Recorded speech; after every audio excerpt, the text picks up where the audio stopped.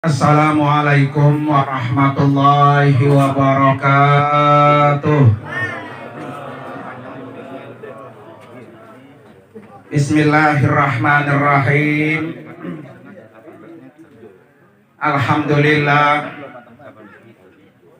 Alhamdulillahilladzi khalaqal mauta wal hayata liyabluwakum ayyukum ahsanu amala. Hadratil mukarramin, para alim ulama, para kiai, para asatidah, wabil khusus yang saya hormati sahibul hajah, keluarga besar almarhum Bapak Haji Aqawil bin Haji Rahmah, yang pada malam hari ini sama-sama kita kirimi doa. Mudah-mudahan apa yang kita baca dan kita doakan almarhum di alam barzakh senantiasa diampuni dosa-dosanya oleh Allah Subhanahu wa taala, dan diterima seluruh nilai amal ibadahnya. Amin ya rabbal alamin. Jamaah majelis haul yang hadir di majelis ini semuanya insya Allah dimuliakan dan diberkahi oleh Allah Subhanahu wa ta'ala. Pada malam hari ini almarhum telah kembali ke hadapan Allah. Sudah 1 tahun ya. Sudah dihaul 1 tahun Pak. Mudah-mudahan dengan haulnya almarhum, tentunya buat kita yang masih hidup bisa mengambil pelajaran. Karena kita semua pasti akan menyusul almarhum. Para bapak hari sekalian, saya melihat almarhum ini termasuk orang yang sangat istimewa. Almarhum orang yang dibanggakan oleh Rasulullah Sallallahu Alaihi Wasallam. Kenapa demikian? Yang pertama, almarhum ini salah satu orang yang pernah dilantik oleh Allah, orang yang disempurnakan agamanya oleh Allah, yaitu pada tahun 2009 pas saya berangkat bersama beliau ini. Orang-orang yang pernah dilantik oleh Allah di padang Arafah adalah orang yang sempurna rukun Islamnya. Dan ini sebuah keistimewaan. Kita pengennya mati setelah agama Islam kita apa? Sempurna.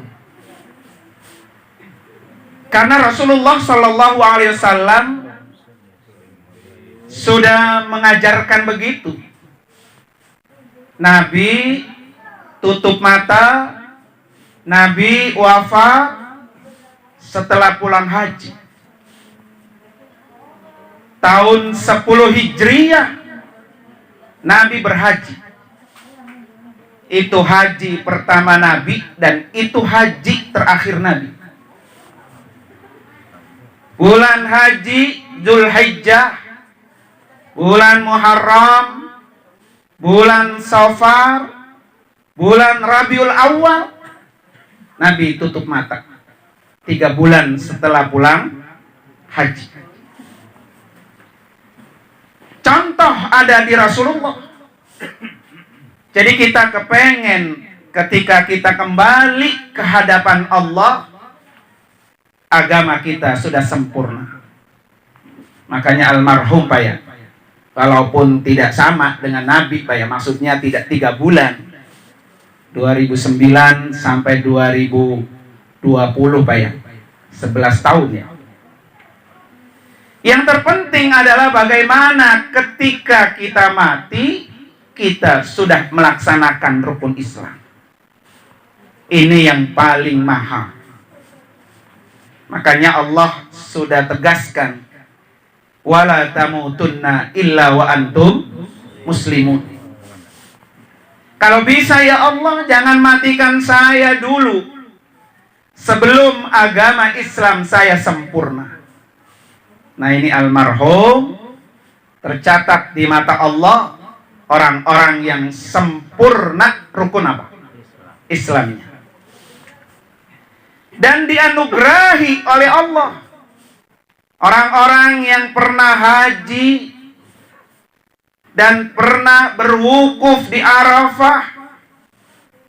Orang ini dihapus dosa-dosanya oleh Allah Subhanahu wa ta'ala. Di mana kata Nabi, innal haja yahdimu ma kana qablahu.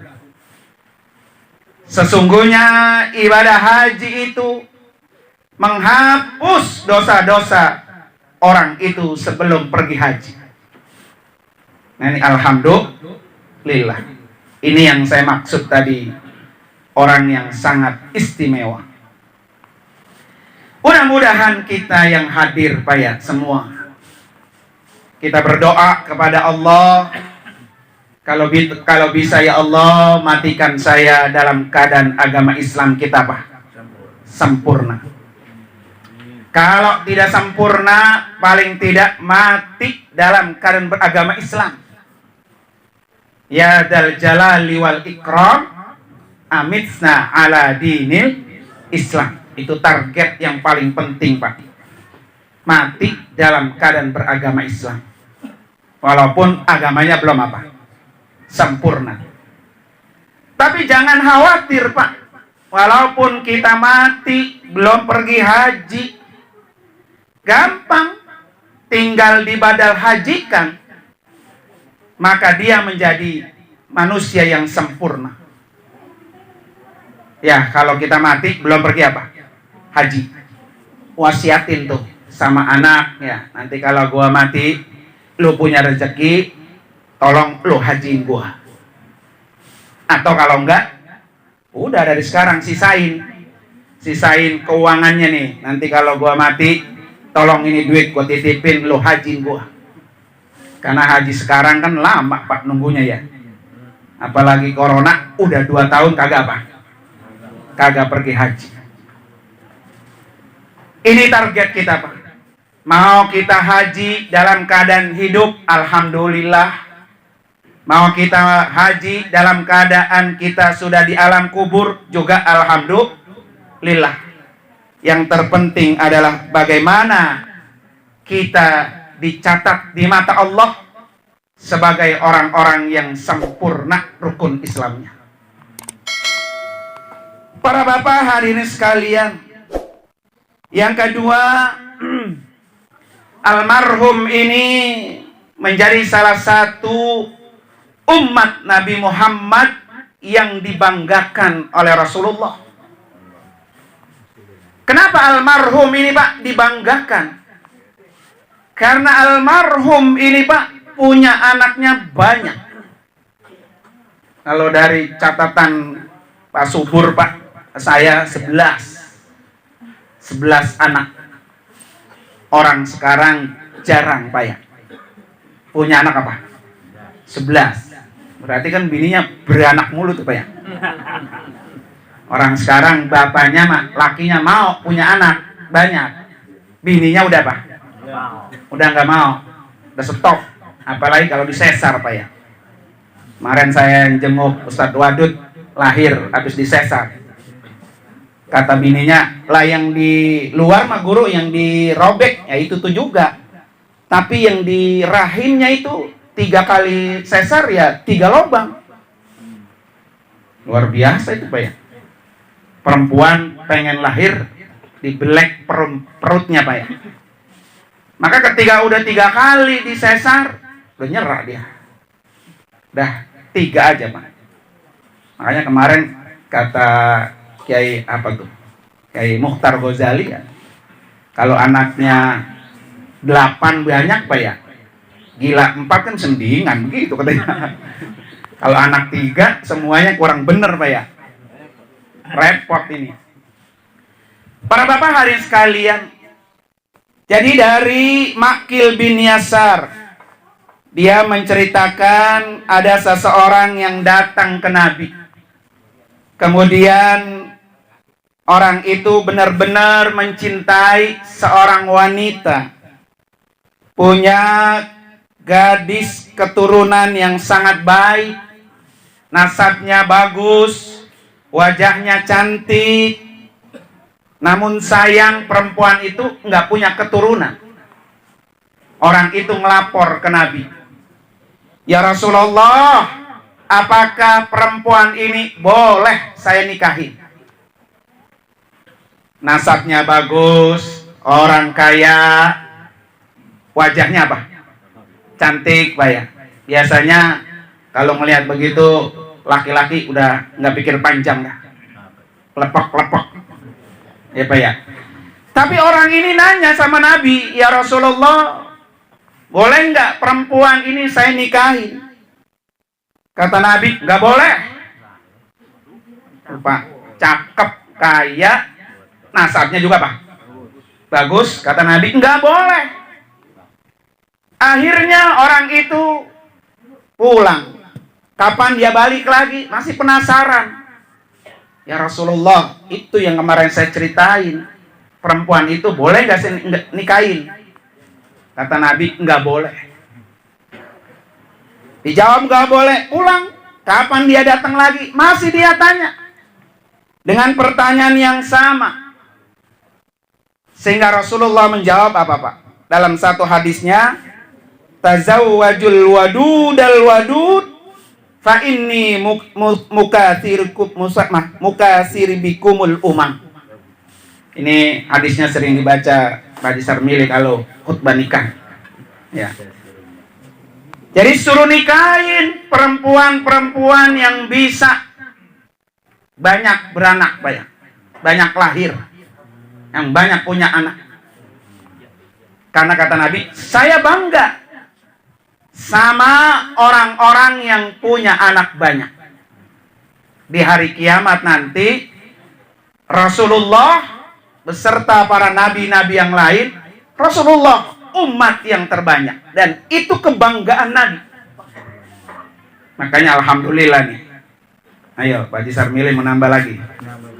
Nambah biang. Nambah biang, bukan nambah anak bukan? Nambah biang. Kalau pengen termasuk orang-orang yang diapain itu? Dibanggakan oleh Rasulullah Sallallahu Alaihi Wasallam. Nah ini luar biasa Pak. Yang begini kita nggak bisa ngikutin dah. Haji Koil nggak bisa ngikutin dah. Ya. Karena orang sekarang mah Pak, ya saya bilang tadi, punya anak banyak bingung. Apalagi kan pengennya mak disekolahin semua. Ya sekolah sekarang mana yang kagak mahal Pak ya? Yang murah ada. Sekolahnya online. Ya, di rumah mainnya apa? HP. Yang ngomel siapa? Emaknya sama bapaknya. Sama baik. Ya. Mendingan kita nyari sekolah yang memang anak kita benar-benar diapain? Diajarkan. Mahal-mahal nggak apa-apa. Kadang-kadang begitu kita Pak. Lah kalau apa 10 Pak. Satu orang 1,5 juta biaya sekolahnya. Kalau ada 10 kali sejuta itu 15 juta sebulan. Bapaknya tukang ayam. Lah kagak ketemu Pak ya. Akhirnya udah jangan banyak-banyak dah gitu Pak. Padahal ini adalah satu kebanggaan Rasulullah Sallallahu Alaihi Wasallam. Para bapak hadirin sekalian, kemudian keistimewaan yang ketiga almarhum. Karena banyak anak Pak, akhirnya almarhum ini banyak dikirimi doa. Termasuk malam ini. Makanya kalau anak-anaknya pengen almarhum di alam barzah tidur tenang, pules Pak ya. Jangan pada berantem. Jangan pada marahan Pak ya. Jangan pada putus silaturahmi. Kesian sama orang tua kita yang berada di alam kubur. Kadang-kadang masalahnya sepele Pak, sepele. Kita putus sama saudara. 3 lebaran kagak pernah negor. Ya, kagak pernah lebaran, nggak pernah nyapa. Ini yang kesian Pak, orang tua kita yang ada di alam kubur.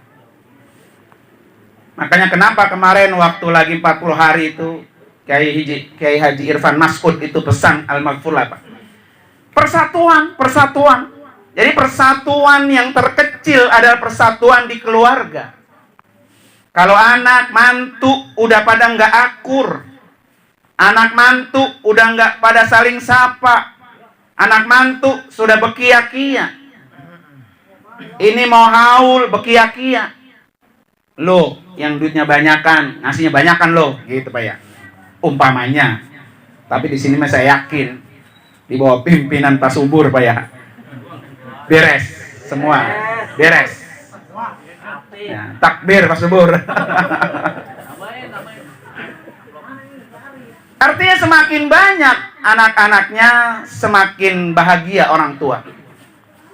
Lah kalau setiap habis sholat, 1 anak 1 Fatihah, 1 hari 5 Fatihah, dikali 11. Nah udah tenang itu almarhum di alam kubur. Karena setiap hari dikirimin doa. Kalau ada anak yang tidak mau ngirimi doa, lah ada yang ompong, ada yang kurang. Karena orang tua yang ada di alam kubur kayak orang di penjara. Yang satu Pak Dedi rajin jenguk ke penjara, Pak Subur kagak jenguk. Pasti kan ketika datang, abang lu mengapain sih kagak datang ngeliat gua, begitu. Jadi siapa aja yang paling rajin mendoakan, berarti dia paling rajin menjenguk orang tuanya yang sedang berada di alam kubur. Gampang Pak.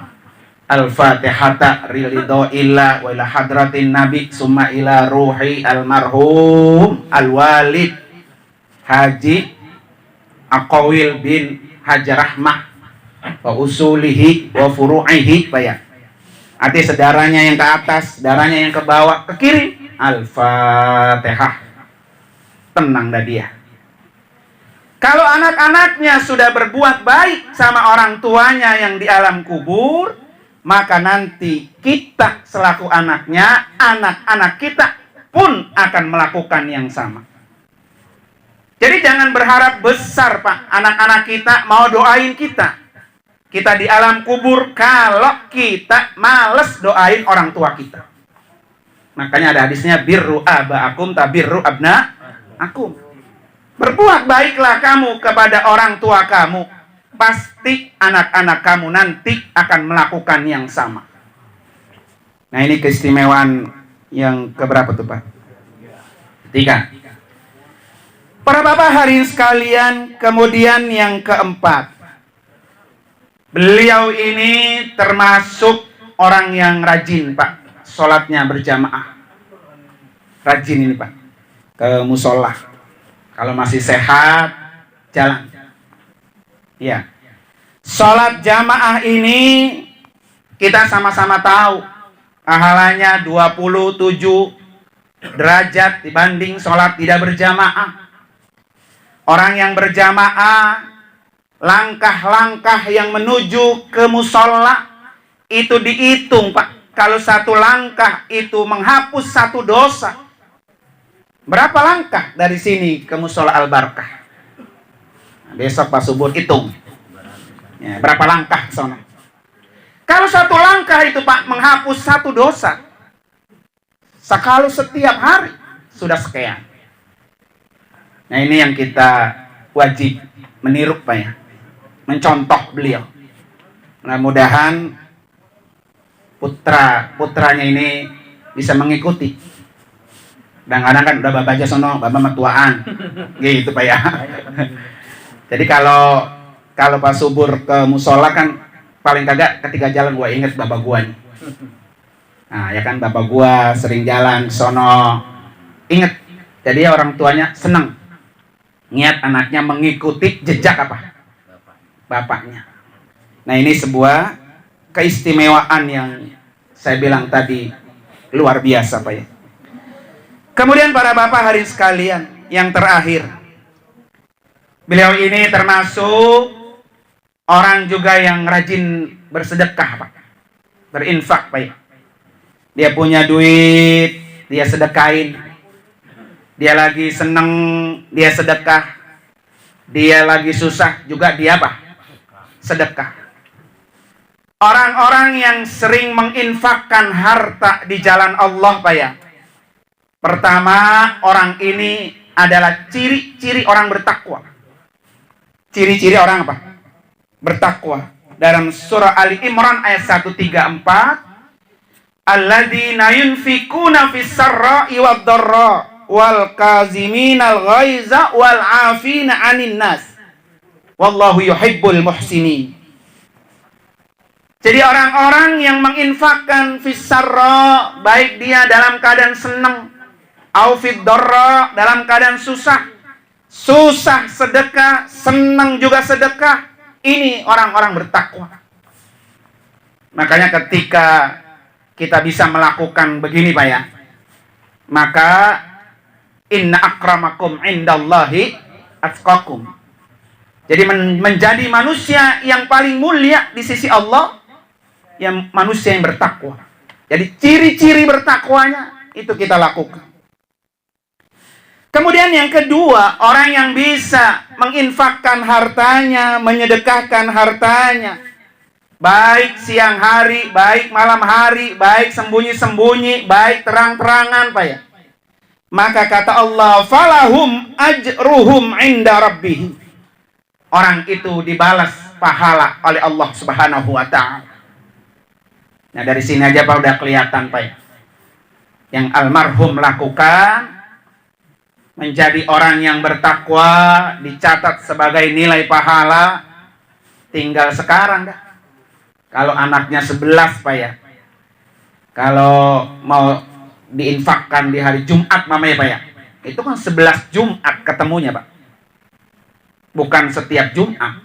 Umpamanya Jumat ini pas subur 20.000 atau 25.000 ya, Jumat depan Pak Dedi, Jumat depannya lagi siapa, cuma ketemu setiap 11 Jumat untuk memberikan infak sedekah buat almarhum. Jadi kebiasaan baik ini dilakukan supaya almarhum di alam kubur itu Pak, ibarat orang jenguk Mak, bawa parcel Pak ya, bawa makanan. Saipul Jamil aja Pak dijemput pakai Mercedes pulang dari penjara Pak ya. Kalau perlu orang tua kita yang di alam kubur kita kirimin Mercedes, lebih mahal dari Mercedes. Apa umpamanya? Besok ada orang berangkat umroh, Ustaz Nung saya titip ya, badalin orang tua saya umroh. Nah itu pahalanya apa tuh? Besar. Karena dilakukan di mana? Di Makkah Al-Mukarramah. Ibarat orang jenguk itu parcelnya apa tuh? Besar. Oleh karena itu buat kita semua Pak ya, mudah-mudahan kita termasuk orang-orang yang terinspirasi, bisa mencontoh almarhum. Kalau almarhum sekarang sudah tinggal menerima kiriman, almarhum sudah tidak bisa memberi, makanya orang Pak salah besar kalau datang ke kuburan berziarah minta, itu salah besar, musyrik. Termasuk kalau Bapak ziarah ke makam Rasulullah. Makanya kenapa orang Pak kalau ziarah ke makam Nabi itu diusir oleh askar itu Pak. Jangan sampai salah niat ziarah. Nyampe ke situ bukannya kirimin sholawat, assalamu alaika ya Rasulullah, assalamu alaika ya Habiballah, bukan itu Pak. Tapi apa? Minta. Nah ini tidak dibenarkan. Artinya apa? Orang yang sudah mati hanya menerima kiriman dari orang yang hidup. Orang yang sudah mati tidak bisa memberikan sesuatu apapun. Nggak bisa. Siapapun dia. Apalagi dia orang biasa, Pak ya. Hatta Rasulullah pun begitu. Oleh karena itu mudah-mudahan kita, Pak ya, kita yang sudah punya orang tua kita sudah pada kembali ke alam barzah, alam akhirat, Pak ya. Insya Allah di majelis ini kita kirimi mereka semua dengan doa-doa. Hanya itu yang kita bisa. Dan mudah-mudahan almarhum dan keluarganya, anak, cucu, mantunya, semuanya, Pak ya, bisa mengamalkan, bisa mengikuti apa yang almarhum sudah ajarkan. Yang baik-baik ambil, yang tidak baik jangan disebut-sebut. Karena ketika kita menyebut-nyebut kejelekan orang yang sudah mati, itu malah menjadi tambah beban berat dosa kepada almarhum. Oleh karena itu mari sama-sama kita baca surat Al-Fatihah, khusus kita niatkan buat almarhum, buat seluruh keluarga besarnya, anak, mantu, cucu semuanya, mudah-mudahan dalam lindungan Allah Subhanahu wa taala dan tentunya diberikan keselamatan dunia dan akhirat. Ala hadiniyah wa kulli niyatin salah wa ila hadratin Nabi. Al-Fatihah. A'udzubillahi minasyaitonir rajim. Bismillahirrahmanirrahim. Alhamdulillahirabbil alamin arrahmanir rahim maliki yaumiddin. Iyyaka na'budu wa iyyaka nasta'in. Ihdinas siratal mustaqim. Siratal ladzina an'amta 'alaihim ghairil maghdubi 'alaihim waladdallin. Amin. Terima kasih dan mohon maaf. Hadanallahu yakum ajma'in. Assalamualaikum warahmatullahi wabarakatuh.